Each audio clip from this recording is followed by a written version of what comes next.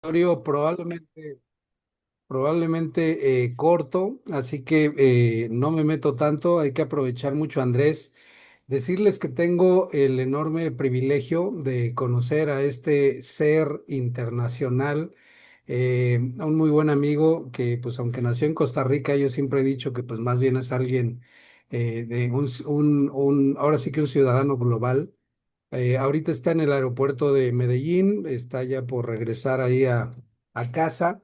Después de pues varios días que anduvo ahí en Miami, anduvo acá en México, y bueno, pues hoy tenemos el gusto de tenerlo acá. Andrés tiene una enorme experiencia en el tema de crecimiento de negocios, asesora gobiernos, asesora instituciones de todo tipo, y asesora desde luego empresas. Entonces, hermano, qué gusto tenerte, apreciamos mucho el tiempo que nos das. Y bueno, pues yo diría, haznos una breve introducción ahí de quién eres, de lo que haces, y ojalá nos pudieras adentrar pues al tema del crecimiento de los negocios desde tu óptica. Cuáles son pues digamos, como que los retos o las restricciones que hay que eliminar, ¿no? Lo que tú ves como constante. Y pues de ahí déjanos hacerte preguntas, porfa, ¿no? Pero de verdad, muchísimas gracias, querido Andrés. Bueno, hermanito, qué alegría estar este rato con ustedes. Sí, o sea, les pido de antemano si en algún momento tengo que salir corriendo porque me escriben de que estoy abordando, pero eh, no puedo dejar de estar siempre agradecido contigo, José, y poder estar en estos espacios a mí me provoca mucha ilusión siempre. Mm, yo creo, yo creo que no hay mayor espacio, no hay mayor oportunidad que estar cerca, que estar en una conversación con personas que están día y noche dedicados a entender cómo crear valor. O sea, no creo que haya gente más interesante que alguien que está desafiado todos los días, desafiado a entender cómo crear valor para generar un progreso particular en un entorno específico. Entonces, por eso me encanta y de sumar un poco hacia esta perspectiva. Yo Yo vengo de como una trayectoria como un poco corporativa, consultoría, he invertido en muchas compañías y pues trabajé en Microsoft, en Google, en McKinsey. Después como que en teoría me salí, me retiré, me he dedicado como a escribir otro tiempo sobre algunos retos que me parecen que son oportunidades increíbles, pero además retos muy desafiantes de la sociedad. Uno de estos es el agua, como todo el market opportunity que hay alrededor de marketplaces, technologies, data, analítica, todo este universo. Mm, Y después un poco el tema de salud, salud y bienestar. Entonces participo en empresas de alimentos, suplementos, con una sofisticación muy grande en go-to-market y cómo lograr que las compañías crezcan, vendan. O sea, que particularmente facturen y facturen todo lo que puedan para escalar de manera sostenible. Y como, ¿de dónde parto en esta reflexión? Me gusta partir como de las cosas que me parecen las más importantes a profundizar en un negocio. Probablemente como mi primer gran afirmación eh, sobre los negocios es me perturba.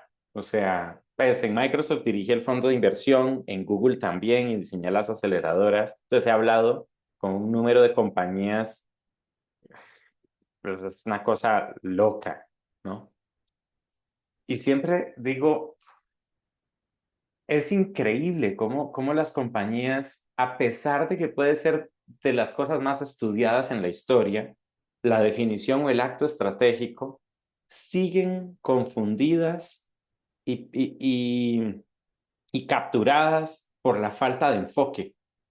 O sea, siempre me hace pensar como, tal vez mi primer gran afirmación es, como estudiantes, como además empresarios, emprendedores, eh, tal, probablemente trabajadores dentro de una compañía, siempre subestimamos el superpoder que tiene una compañía que es capaz de entender cuál es su foco más grande. Y la pregunta más grande que yo le hago a las compañías o que yo me hago de las compañías es, ¿dónde está la oportunidad más valiosa en la que yo puedo jugar con las capacidades que tengo de manera ganadora?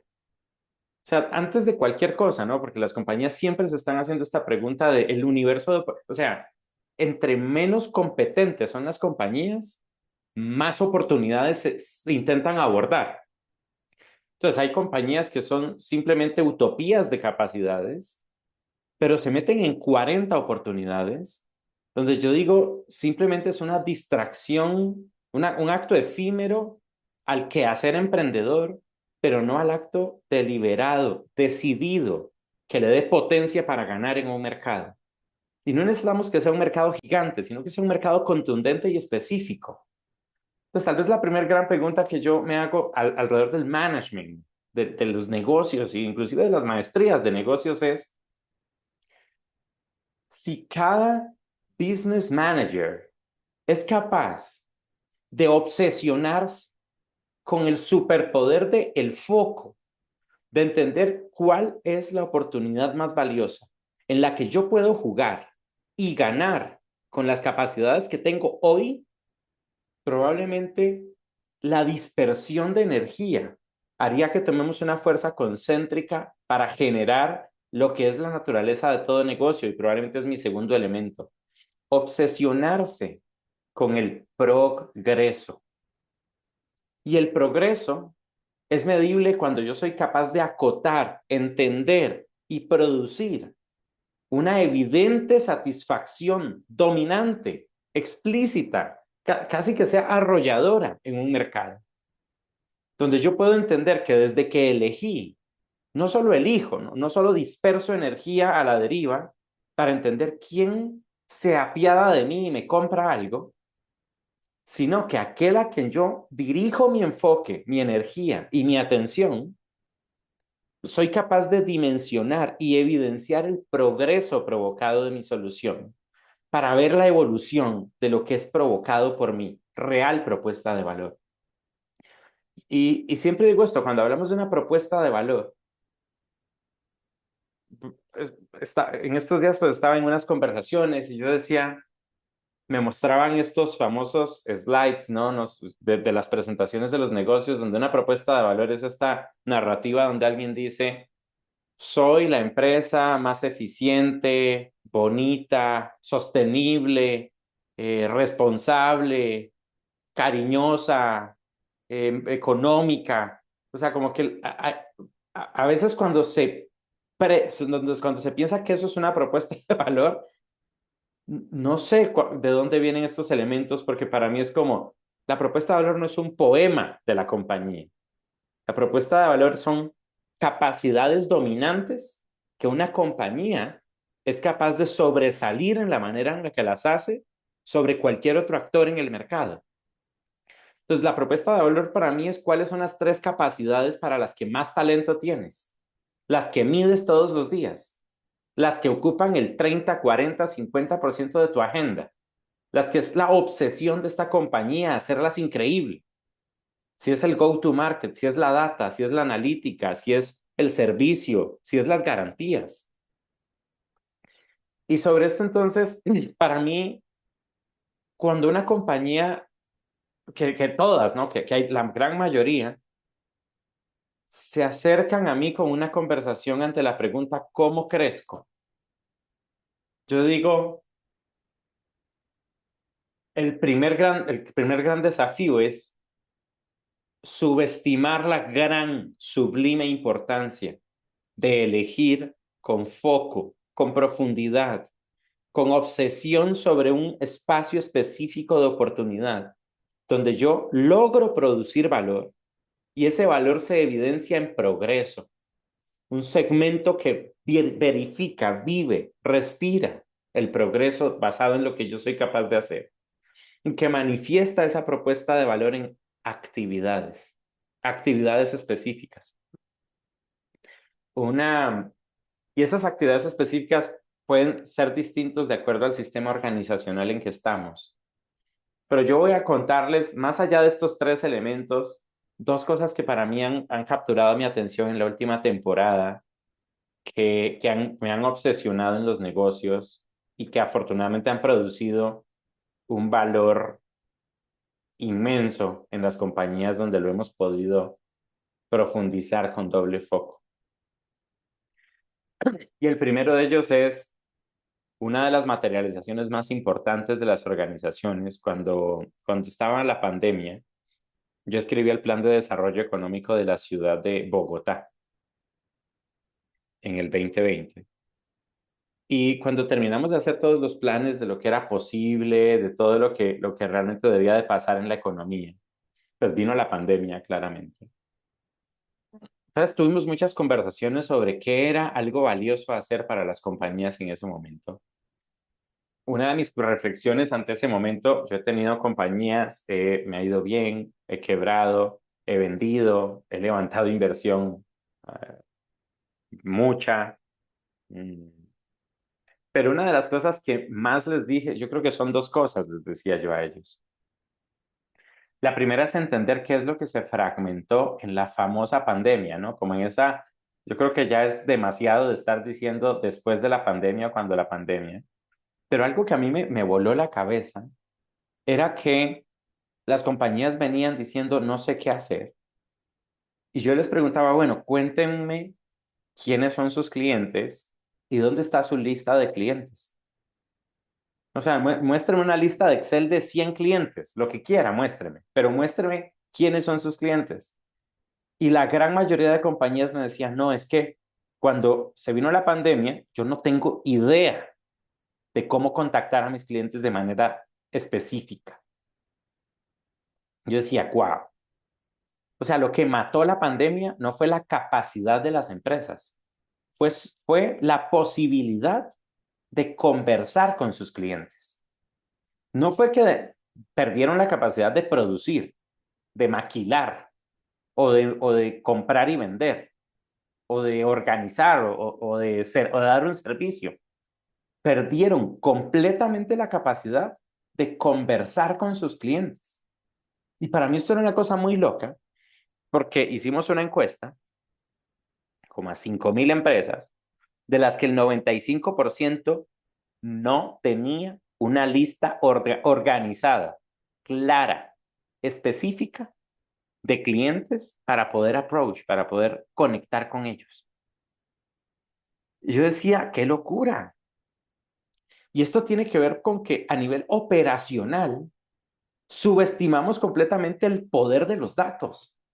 Y cuando hablamos de los datos, no me estoy refiriendo a un data warehouse con analítica, con esto, con aquello, sino me estoy refiriendo a algo muy básico.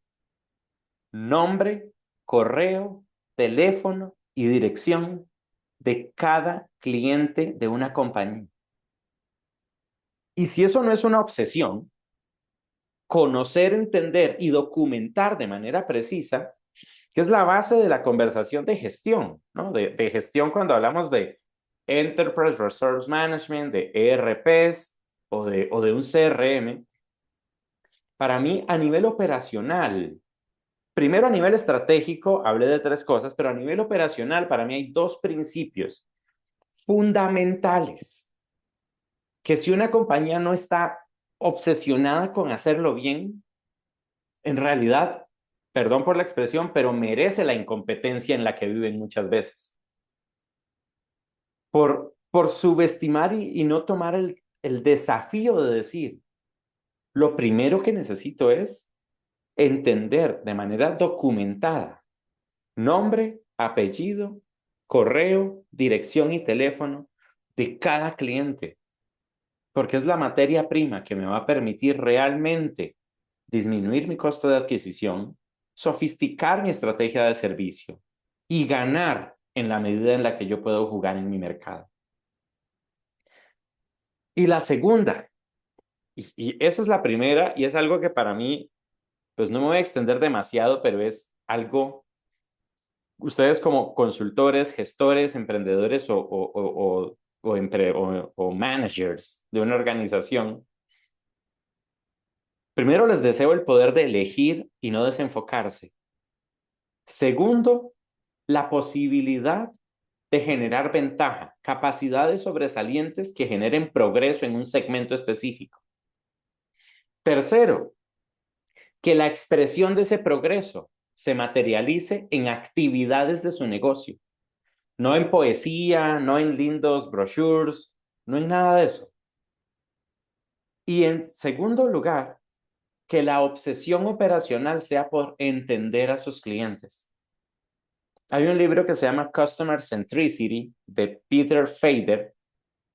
Me parece una Biblia sobre lo que necesitamos entender de lo que significa una organización que entiende a su cliente y se organiza alrededor de cómo crear capacidades de ventaja para ese customer. Y en segundo lugar, a nivel operacional. Esto es algo que tal vez no es tan contado o tan conversado. Y voy a dar un poco de contexto. Yo en teoría me, como que en teoría me retiré, ¿no? O sea, del corporativo en el 2018. Me dediqué a escribir y a hacer un paper sobre el estado del ecosistema de innovación en agua y saneamiento en América Latina. Me encontré compañías increíbles. O sea, me encontré compañías que hacían investigación sobre tratamiento, sobre sistemas de acueducto, sobre todo lo que se les ocurre. O sea, genios científicos me encontré en Brasil, en Bolivia, en Colombia, en Perú. Me senté con todos los facilities, las empresas de acueducto de América Latina y casi con todos los centros de investigación en estos temas. Yo dije, qué increíble las compañías que hay aquí. Increíbles. Los genios que hay acá. Con el TEC Monterrey hicimos un programa gigante, invertimos en 50 compañías. Y terminé eso, después cambió mi foco y me enfoqué en el tema de salud, diabetes y salud. Y de ahí participo en algunas compañías. Y me encontré lo mismo, un universo de buenas compañías. ¿Qué pasaba en esas dos industrias? Nadie las conocía, las compañías. Nadie. Yo decía, bueno, son increíbles en sus operaciones, pero aquí hay una conversación que es, ¿cómo decirlo? A veces uno la aborda con timidez y no entiende cuán mal está en ello hasta que se desafía. Y es el espectro de media. Y me refiero es al superpoder que una compañía tiene de ejecutar media, narrativa, potencia en su historia, en su ejecución de contenido de manera sobresaliente. Y yo diría que casi la mayoría de compañías debe ser un media company en su escala. Y acá es una conversación compleja porque también venimos como heredando una conversación sobre el social media, ¿no? O sea, heredamos una conversación que parece de juguete, que hacer media es hacer social media. Y es tener perdón por la expresión, pero un pendejete o cualquier pendejo ahí haciendo posts irrelevantes, ¿no? Pero la pregunta que yo me hago en toda compañía, por sobre todas las cosas, es, ¿cuáles son los 5 temas? ¿Y cuál es el espacio yo llamaría de geografía digital en la que uno tiene que dominar la conversación sobre los 5 temas en los que la compañía X debe de dominar? Porque si uno no está dominando ahí, cuando me preguntan sobre cómo obtener nuevos clientes, yo digo, ya hay un mercado, ¿no? Digamos que toda compañía ya tiene un mercado disponible. Pero al fin y al cabo, la conversación de adquisición, de consumo, lo que disminuye la barrera de confusión y de acceso, hace que ahora, a hoy, trabajé en Google 4 años también. En su momento decíamos que el 40% de las decisiones de compra se tomaban después de una búsqueda. Hoy estamos cerca del 87, 89. Es una completa locura. Y ese es un new market. Ese es un nuevo mercado. Entonces, más allá de social media y de hacer posts, muchos posts irrelevantes, la conversación es cómo, aunque haga poco, empiezo a crear una disciplina que me permita dominar la conversación en el espectro de media en el que necesito hacerlo. sea el canal que sea. Yo creo de manera muy profunda en YouTube. Me parece que YouTube para propuestas de valor que requieren cierta sofisticación de conocimiento es algo absolutamente necesario. Creo que el video es uno de los elementos absolutamente sobresalientes en la decisión de consumo porque crea confianza de largo plazo. No es como TikTok o como Instagram que crea awareness, ¿no? Como, uff, vi qué divertido ese post. En YouTube, cuando entendemos cómo generar una buena comunicación, aunque sea en un scope controlado, que es el mejor buscador que hoy existe y la plataforma de data analítica más sofisticada que hay, a uno le permite acotar su alcance, generar confianza, elevar la reputación y ganar en un espectro controlado. Yo puedo pautar solo en Celaya, si quisiera pautar, pero además puedo empezar a detonar una profundidad en contenido muy potente desde ahí. Entonces yo me he dedicado a crear media companies los últimos 5 años. Media companies que dominan la conversación en temas de bienestar y salud. Y desde ahí anclar compañías que escalan de manera muy relevante en sus mercados. Entonces desde ahí he empezado a trabajar con muchos. Es complejo porque digamos, hay como lo que yo llamo influencers y hay lo que yo llamo influyentes. Los influencers son los que buscan a toda costa generarse atención a sí mismos. Nada más. Y los influyentes para mí son creadores de contenido que traducen mensajes complejos de una industria en herramientas valiosas que generan conocimiento en la sociedad para poder mejorar la condición de la vida en algo en particular. Y es donde yo he estado trabajando más en salud en los últimos años. Así que sin duda piérdale en el miedo, pero por sobre todo, no subestimen la gran importancia de una buena ejecución de media y desmitificar esa conversación del social media, que parecía que era una conversación muy de, de, como demeritante, pero que es el espectro de oportunidad más grande que tenemos para generar conversación y relevancia en el mercado hoy, pero en los próximos años, una empresa que no ejecuta bien media o un individuo está absolutamente perdido en el limbo, en muchos espacios. Estas eran como algunas de mis reflexiones. Yo soy un operador de negocios, o sea, dirijo una compañía de alimentos, tenemos una presencia muy sólida en Colombia, Estados Unidos, Chile, tengo participación en compañías en México, entiendo mucho de lo que es expansión, exportación, go to market, en el ecosistema digital entre las compañías combinadas. El 70% de las ventas son digitales. Entonces, el equipo más grande que tengo, de 25 personas, son científicos de datos, de analítica, de contenido, de media, y son el torbellino de lo que hacemos. Me encantaría escucharlos. Me emociona siempre conversar con personas que están descifrando cómo lograr crear valor y naturalmente que también se están desafiando a profundizar en conceptos de management que les permitan poder elegir mejor y ejecutar de manera más potente modelos de negocio valiosos, porque es lo que yo me dedico todos los días también, en sintonía con esta tribu que somos hoy. Gracias, estimado Andrés. Ahí donde no nos invitaron la Cheve tienen una pregunta. Adelante, compañero. So, Hola Andrés, buenas noches. buena noche. Fíjate que todo lo que tú estás diciendo es muy interesante y creo que a la mayoría nos queda claro que generar contenido es esencial, pero nuestras empresas no son especialistas en generar contenido. Y te voy a Correcto. contar mi experiencia personal. Yo contrato un grupo de mercadólogos, ¿no? Sí. Para que me digan cómo comunicarme con mi mercado, cómo Mm, generar esa interacción, que generáramos videos explicativos y todo. Y la realidad de las cosas es que pues no te dan el resultado que tú estás esperando y tú haces una inversión. Primero lo intenté con gente pagada por mí, que fuera contratada dentro de mi equipo. Luego me dijeron, no, eso es lo peor que puedes hacer, es que eso es hasta que estés posicionado. Ok, bueno, luego contrato una agencia.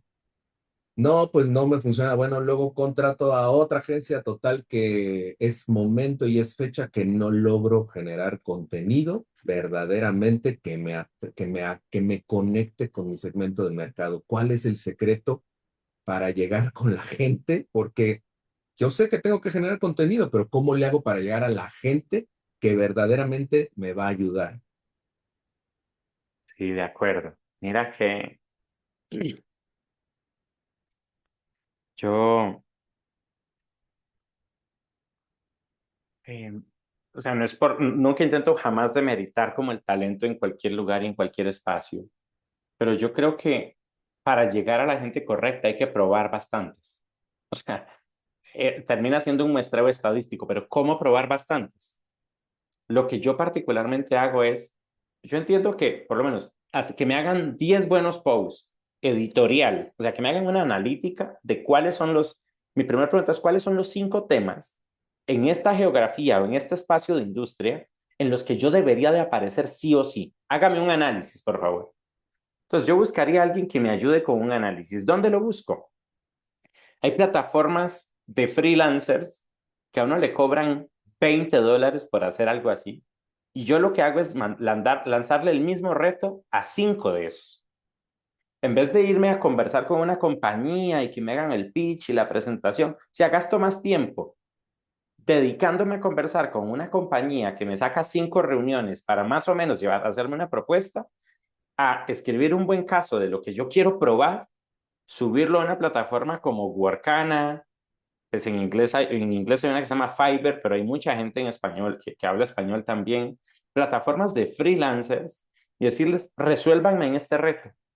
Recibo 5 opciones que me lo resolvieron en 48 horas. Y ahí empiezo a entender quién lo hizo mejor para desarrollar vínculos de confianza. Yo soy completamente dedocrático. Dedocrático me refiero a intento encontrar mi tribu, gente de confianza, que además yo sé que hace las cosas con toda como la apreciación, pero que con todo el esfuerzo de hacerlo bien hecho.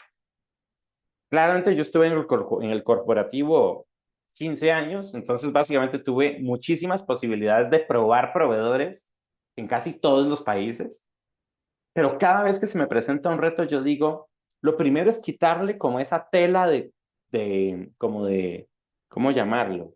Como de oscuridad a los temas. ¿Cuánto cuesta que me hagan un buen video de 30 segundos o de 1 minuto? Pues eso me va a costar $30, tal vez.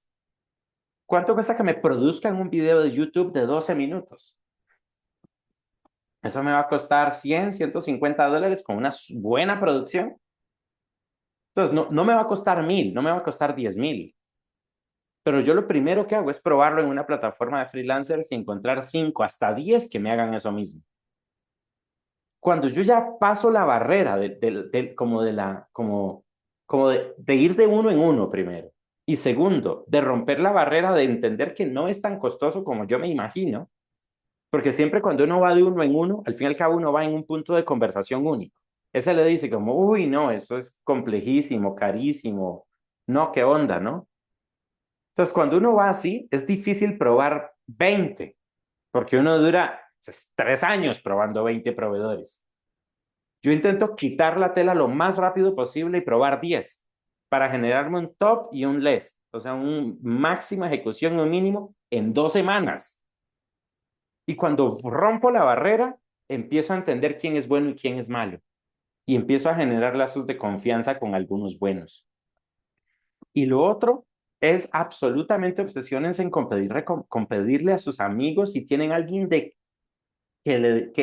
tienen toda la confianza en ese. No, o sea, yo diría, como lo digo siempre, o sea, soy dedocrático, casi nunca trabajo con alguien que no ha, un amigo mío ha trabajado con él o que yo lo he probado en algunos procesos. Y soy cerrado en el círculo. Entro en trabajo, saco a la mitad del equipo y llevo a mi mitad del equipo. nunca me pongo a experimentar, porque necesito resolver el problema en 3 meses, no en 2 años.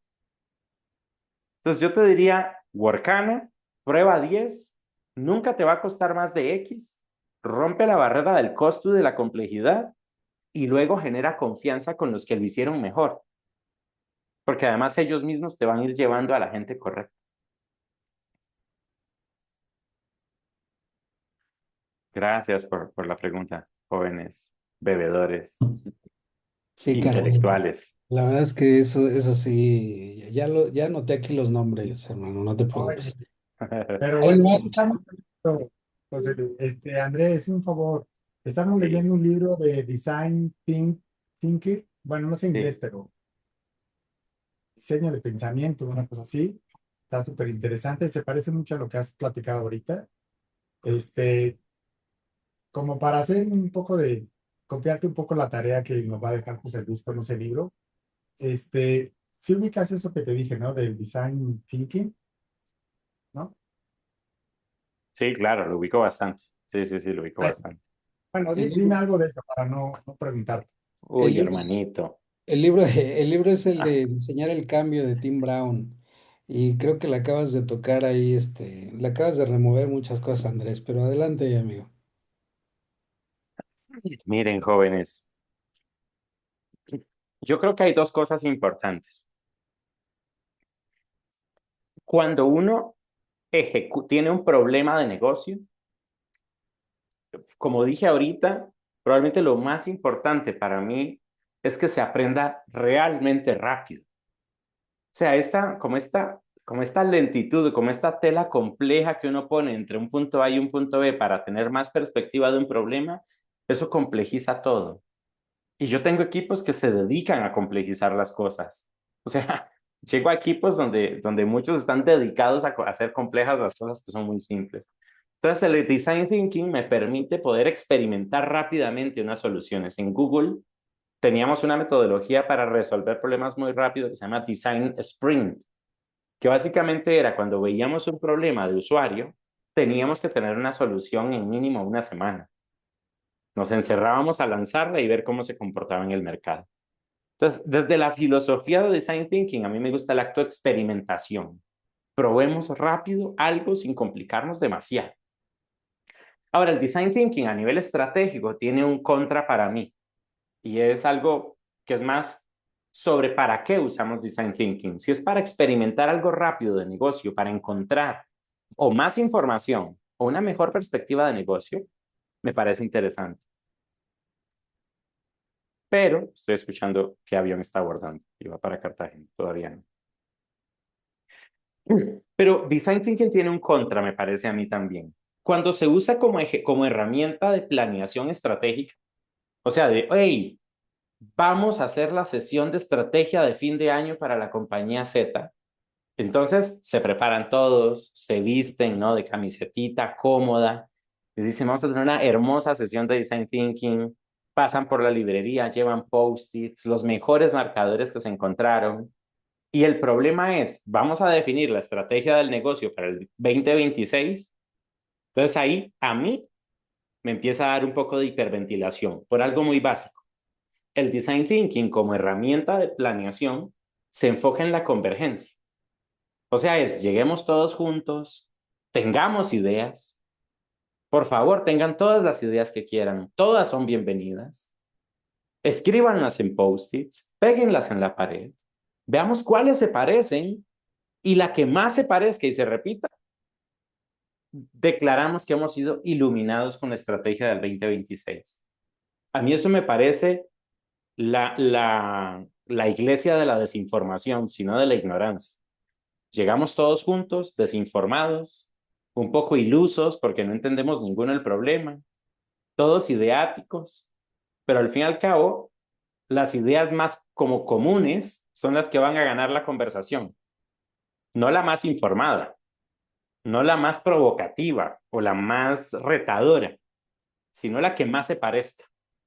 El design thinking como herramienta de estrategia, a mí me parece una muy mala idea. Pero como herramienta de construcción para experimentar, me parece una herramienta muy buena.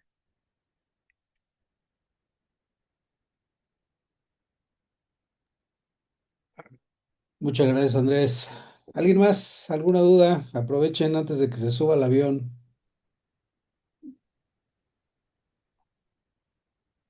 No, todo bien. Andrés, una pregunta, perdón. Este, ¿Qué compañías puedes decir algunos nombres de las que están involucradas o que estuviste involucrado en salud y alimentos? En este momento dirijo una compañía que se llama Savi, Savvy. Es de alimentos funcionales, proteína, magnesio, hidratantes. Entonces, Savvy, la página web es www.youaresavvy.com. Esa es una compañía de alimentos funcionales que tenemos una gran distribución. Somos el ganador absoluto en Colombia y tenemos una posición muy dominante en Estados Unidos también. Y hoy pues me dedico a dirigir 100% el equipo. ¿La fintech la sigues manejando, Andrés? Esa la vendí. ¿La vendiste? De hecho, ahora empecé otra que se llama Nexora, que es una plataforma de infraestructuras en stablecoin para bancos en América Latina. Súper cool es. Platícanos rápido. ¿Hiciste o sea, la fintech era más hacia fintech o hacia CRM? Digo, Es buena ERP. pregunta. Era una plataforma fintech que automatizaba las cuentas por cobrar de las compañías. Tú la hiciste, pero la hiciste con equipos en diferentes países, una cosa así, ¿no? Sí, mi equipo, pues mis socios eran dos uruguayos. Uno era pues un uruguayo gringo y un uruguayo.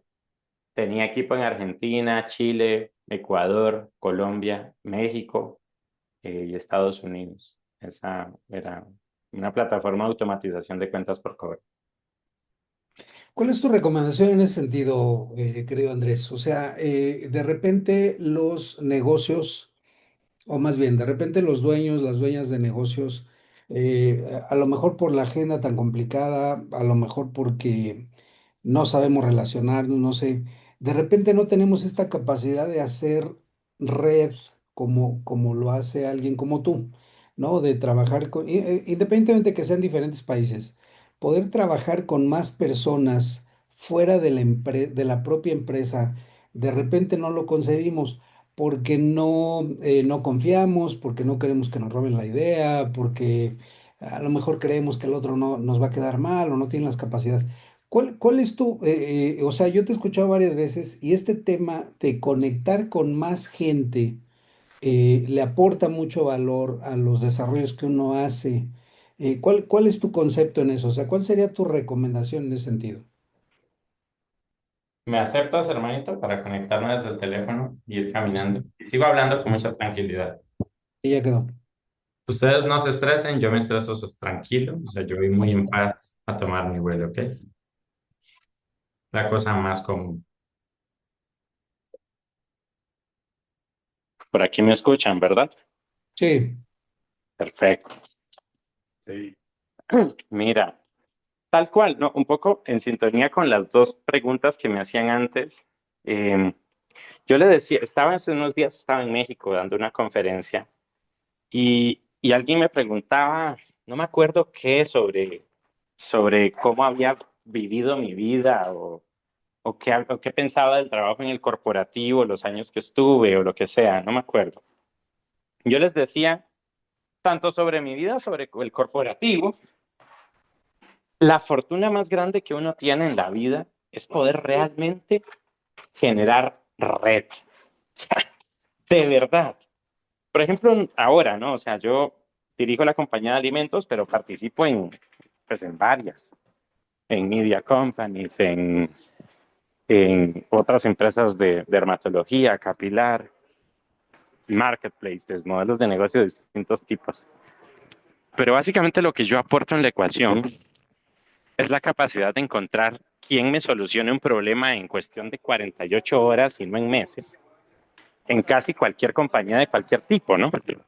Entonces, mi equipo de data son gente que trabaja conmigo hace 15 años. Un español, un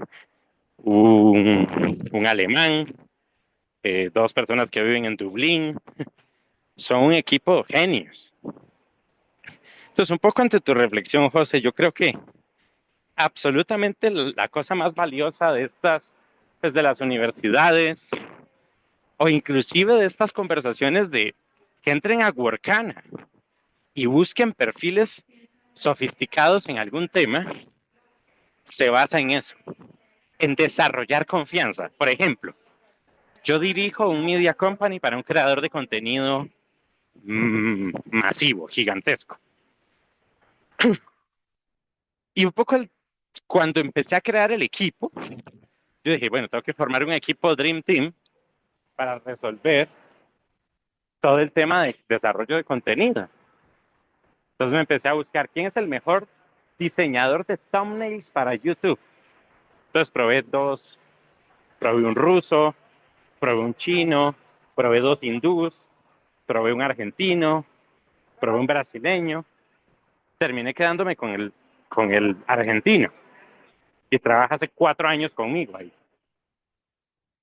Y ahora lo recomiendo, trabaja para otros creadores con los que yo trabajo. El acto de crear red de manera deliberada, intencional, para mí probablemente es de las cosas más valiosas que uno puede hacer, pues. Y se los digo a todos, por eso les decía ahora. Ya llegué. ¿Me ven por ahí? Sí, Eso. Entonces, por eso les decía ahora, yo creo que lo más valioso es que le pregunten a sus amigos quién es bueno, cómo conectar, que no se limiten a encontrar gente en cualquier lugar y que realmente resuelvan los problemas rápidos, sino, como yo les digo, o sea, si yo me pusiera a probar de uno en uno la gente para resolver un problema, me tomaría 3 años resolver lo que hoy me toma 2 días. Y el tiempo mata los negocios más que cualquier cosa. La incapacidad de resolver problemas rápido mata a los negocios mucho.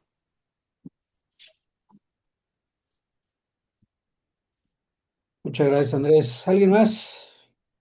Cuéntenme que yo tengo tiempo. Les puedo mostrar que ahí la gente está tranquila haciendo fila. Muy bien. ¿Algún comentario? Andrés, Juan Carlos, Angie, Víctor, ¿todo bien? Porque ya está en la puerta de embarque. Muy bien, pues hermano, muchísimas gracias. Qué gusto coincidir. Ojalá que no sea la última. Seguramente la última de este año, pero pues ojalá el año entrante nos des ahí nueva ocasión de volver a platicar. Déjanos tomarnos una foto, contigo y bueno, pues de esa manera despedimos este Globinar, no sin antes seguir diciendo que qué mala onda que se juntaron a echar cerveza y no nos invitaron a todos. Pero bueno, vamos a tomarnos la foto si nos permites, querido Andrés, a la 1, a las 2 y a las 3. Listo. Amigo, muchísimas gracias. Gracias de verdad. Que tengas un buen vuelo. Gracias por darnos este tiempo y platicamos pronto si nos permites. Un abrazo, mucho éxito, de verdad, que gusto haber compartido con todos, todas. José, gracias por la oportunidad de siempre. Siempre es un lujazo estar en estas conversaciones de manos. Abrazo fuerte, querido Andrés. Gracias. Abrazo fuerte. Gracias a todos. Que estén muy bien. Abrazo, Gracias, descansen. hasta luego, saludos. Y somos 4.